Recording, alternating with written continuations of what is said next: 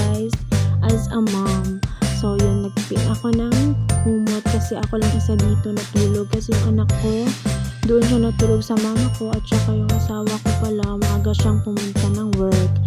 Then punta ako ng kusina, mag-init ako ng tubig para magkape guys. It's early in the morning. Char, alas 7 na rin na. Nag-init na ako ng tubig dyan guys kaya para magkape. Yan, nagawa ako ng tubig sa jar namin. Yung pusa nandyan din. So yun guys, nagawa ako ng walis. Nagwalis na ako dyan. Giwalisan ko kasi ang daming mga bato-bato. Alam niyo naman yung bahay hindi pa. Wala pa nga yung floor mat. Tinanggal ko eh. So yan guys, nag-open ko na yung cortina namin guys kasi maliwanag na sa labas. Inopen ko na yung guys. Nahirapan pa ako niyan kasi lutang ako siguro niya na time siya. So yung kabila din guys, inopen ko na lang din kay para maliwanag sa loob namin. Then tingnan nyo, ang kalat-kalat pa ng bahay. Yung kagabi yan, yung pinalat ng anak ko. Ayan, hindi ko pa na lang pinulot. Ayan, giligpit ko na yung mga damit ng anak ko. Nagipang tupik-tupik na punuhay. Ayan, kaya nga na init tubig. Kuha na ako ng cup, then coffee. Na stick, kape stick. Then, yan, tinimplahan ko na siya guys. Nagtimplahan ako sa cup. Nagmekos-mekos na ako ng sugar at saka kape. Hinintay ko na lang mainit yung ininit tubig. Ayan na, pinatay ko na yung butane namin. Mainit na din yan. Kaso-aso gabulak-bulak pa. Ayan, pure na ganyan. Kasi ayoko nang may gatas. Ang pangit ng lasa. Na, a day in my life as a mother, tignan nyo ang kalat. Yung clay kahit saan lang nakalagay. Pati yung mga laruan ng anak ko. Yan, nagigpit na ako dyan guys. Hi! Dito talaga, basta isa kang mother and a wife. Yan lang talagang trabaho natin sa bahay, diba mamis? Magsunod ng kalat ng ating mga anak. Wala talaga tayo bang gawin. Makalinis pa ako dyan guys kasi yung anak ko tulog pa doon nila mama.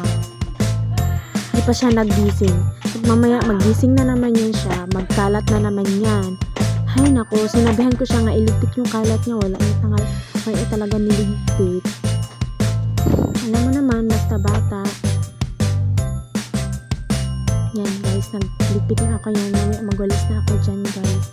Yan, niligpit ko yung mga kalo, mga ginamit. So, yun guys, dyan din yung mga bag na kinalat niya. Yung pantalon ng asawa ko nandoon pa. Ay, wag ka. Nakakita ako ng 100 pesos dyan guys. Oh my god. As always na lang sana may 100 pesos. May pera. Char. So, yun, tinapik ko na guys. Nilagay ko dun sa gilid. Kaya gamitin ko yung asawa ko bukas. Yan, nagligpit ko na yung clay dyan kahit saan nakalagay. Oh my god, tong anak ko. Kahit saan niya lang nilalagay yung clay. Ayun na, nilagay ko na sa karton sa mga laruan ng anak ko. Nagligpit na rin ako dyan ng mga abubot-abot ng anak ko kasi yan na nilalagay. Oh my god. So yun, linis-linis lang ang mother, linis ang peg. Wala talaga tayo ibang routine, maglinis lang or magwalis. Sunod dyan, maglaba na naman. Linis pa ng linis.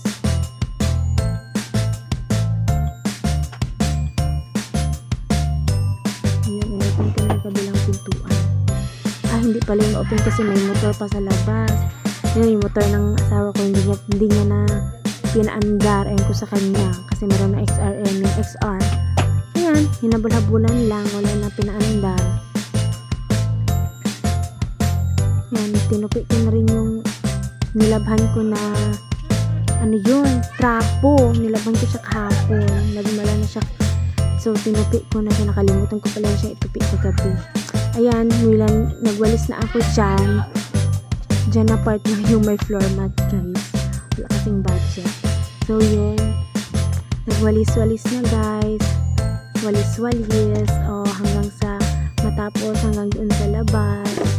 Wala pang division dyan. Ang division yan, cortina lang. Hindi pala to sa amin na bahay. Sa papa pala to ng asawa ko. So, parang binigay na lang sa amin ng kasal namin.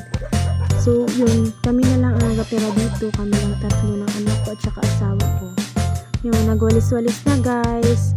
Hala, yung kape ko pala iniwan ko. Oh my god, malamig na siguro yun. So yun, nagluto na lang din ako ng para sa kape. You know, the tinapay na ininit ko lang. Lagyan ko siya ng margarine. Or ano yun, margarine ba yan? Butter pala, sorry. Nag-init ako dyan ng kalahat. Naglagay na ako ng egg. Palaman pala muna.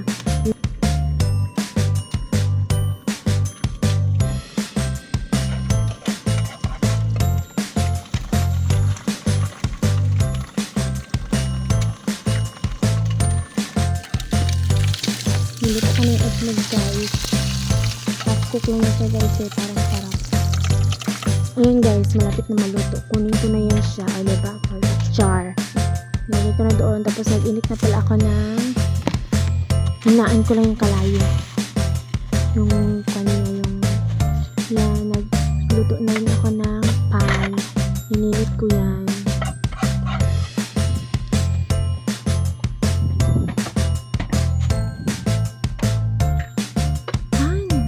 Ayan, nilagyan ko na pala yan siya ng dyan ko na pala nilagyan ng margarine guys. Para nanampid ato ang tinapay. Diba? Gimekos-mekos na ako ng mantika gamay para maprito dito siya. Para crunchy ang ato ang tinapay. Muna akong ipari sa ako ang kape. Ara na guys. Gaya maluto ani hindi maging kalayo. Hinaya lang ako guys kay para dili siya masunog. Kailangan kay kung masunog. Butangan pa dyan ako margarine. Para lami lagi. Muna, lipot na ako. Agoy, hapit naman din na nabatok di. Ay! Mauna na guys. Mauna, itong giluto na ako nga itlog. Ikalaman ako dara. Akin ang pinatay ang kalayo at inilagay sa plato. Char! Ayan na guys ha. Pang partner sa ating kape. Yung sobra ilagay lang natin sa ref. Yun. Yan yung kape ko malapit nang lumamig. Nilagyan pa ng cheese for that char. May cheese pa kasing naiwan. So yun na. Sigput. Sige sigput pa. Charot. Tsaka diba. Ako na yung melted cheese. Nilagyan ko pa ng melted cheese para lami. Tsaka nilagyan na yun sa ref. Yung bahay namin hindi pa natapos. Ang dami pang kulang. Wala pang kisame. Ano ba? Wala pang budget. And guys, a day in my life. Thanks for watching. Kape-kape na tayo. Bye-bye.